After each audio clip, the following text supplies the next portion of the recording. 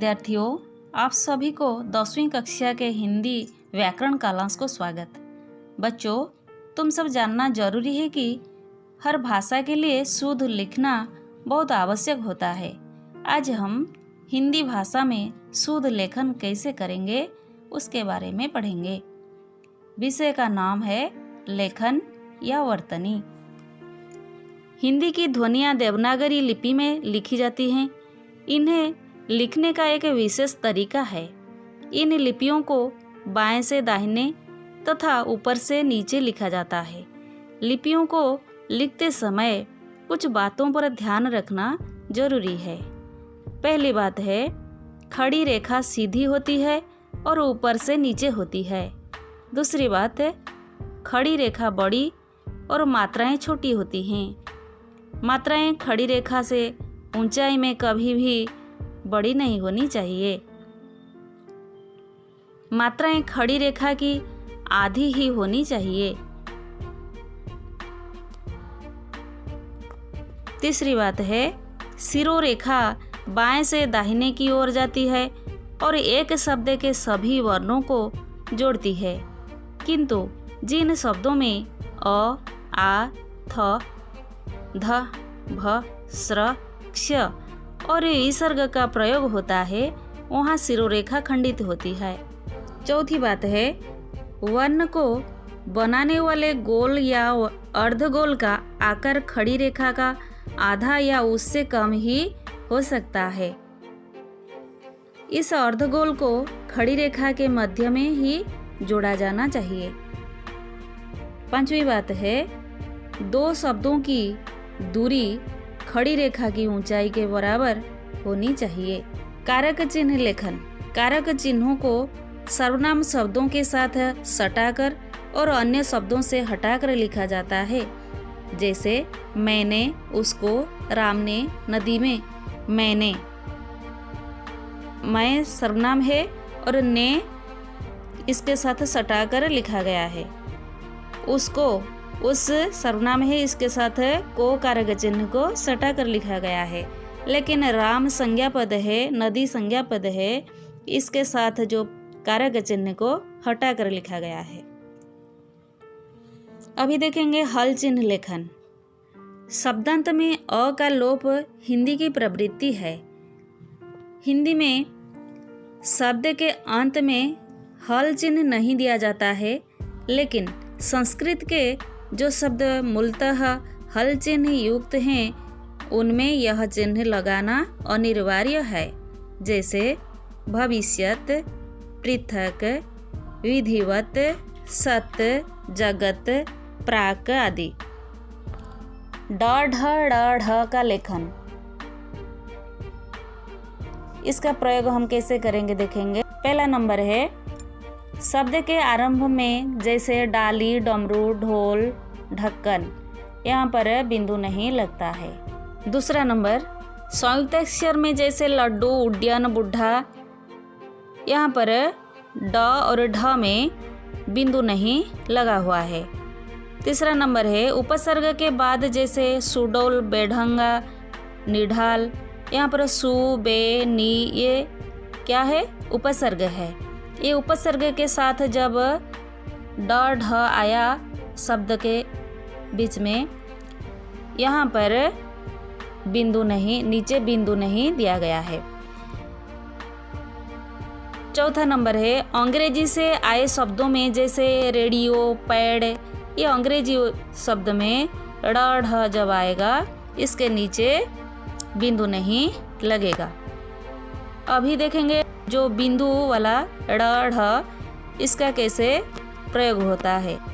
पहला नंबर देखो, शब्द के मध्य में जैसे पड़ताल, छोड़ना, कढ़ी, बढ़ना, ये शब्द के बीच में जब आया ड ढ में बिंदु दिया गया है। और इसका उच्चारण भी देखो, ड ढ ये उत्क्षिप्त ध्वनि है, ऐसा ही उच्चारण किया जाता है। दूसरी बात है, शब्द के अंत में जैसे जड़, रगड़, बाढ़, अनपढ़, ये भी बिंदु दिया गया है। यहाँ पर र का लेखन। र के 4 रूप होते हैं, ऐसे पहला देखेंगे, र के पूर्व कोई व्यंजन न हो तो र पूरा लिखा जाता है, जैसे रज, सरस, सार। रज, र से पूर्व में कोई व्यंजन नहीं है। सरस, यहाँ र से पूर्व में स में जो स्वर वर्ण अ है, यहाँ पर स्वर ही आता है, आया है और व्यंजन नहीं है। सार, यहाँ पर स में आकार है तो आ ध्वनि स्वर वर्ण है, इसलिए व्यंजन न होने के कारण र वैसा ही रहा। दूसरा नंबर देखो, र के पूर्व पाई वाला व्यंजन हो तो र का रूप ऐसा ही लिखा जाता है, जैसे क्र, ग्र, प्र, ब्र, स्र। जितने सारे पाई वाले अक्षर हैं इसके नीचे ऐसे ही र की मात्रा होती है। और तीसरा नंबर देखो, र के पूर्व तालव्य स हो तो उसका रूप स्र ऐसा ही होता है। चौथा नंबर है, र के पूर्व बिना पाई वाला व्यंजन हो तो र का रूप ऐसा लिखा जाता है, जैसे छ्र, ट्र, ड्र। इसी तरह र की मात्रा प्रयोग होती है। र के बाद कोई व्यंजन हो तो र का रेफ रूप लिखा जाता है, जैसे कोणार्क, आर्य, अर्थात, स्वर्ग। ऐसे ही कोई व्यंजन र के बाद कोई व्यंजन आया है तो इसी तरह लिखा जाता है, जैसे कोणार्क। इसको विश्लेषण करेंगे, को, णा, र, क से पहले ही र आया है, इसलिए र के बाद कोई व्यंजन आया है। र के बाद आया है क व्यंजन, इसलिए ये क व्यंजन में क्या हो गया, रेफ मात्रा हो गया, र का ऐसा ही रूप बन गया। ऐसे ही हुआ आर्य, अर्थात, स्वर्ग। ये सारे बड़ी ई और ई, ये का लेखन अभी देखेंगे। कुछ शब्दों के दो रूप मिलते हैं, जैसे नई, नई, गए, गए, खाए, खाए, कीजिए, कीजिए, दिए, दिए। ध्यान दीजिए कि यहाँ कभी य का प्रयोग हुआ है और कभी नहीं हुआ है। जैसे नई में य है, नई में केवल स्वर ध्वनि है। आजकल स्वरात्मक यानी बड़ी ई, ए रूप ही प्रयोग में आते हैं, हमें इसे अपनाना चाहिए। यह भी ध्यान दीजिए कि कुछ शब्दों के मूल अंश के रूप में यह प्रयुक्त होता है, जैसे स्थायी, दायित्व, अव्ययी भाव आदि। ऐसे स्थानों में यह रहता है। याद रहे कि गया का गया, दिया का दिया रूप नहीं होते। अस्क का लेखन तत्सम शब्दों में अ और आ के बाद दंत्य स आधा क, अस्क, तथा अन्य स्वरों के बाद मूर्धन्य स आधा क, अस्क लिखे जाते हैं, जैसे पुरस्कार, यास्क, भास्कर, अयस्कांत, परिष्कार, कनिष्क, निष्कर, पुष्कर। वाला शब्द जोड़कर हम कैसे शब्द लिखते हैं।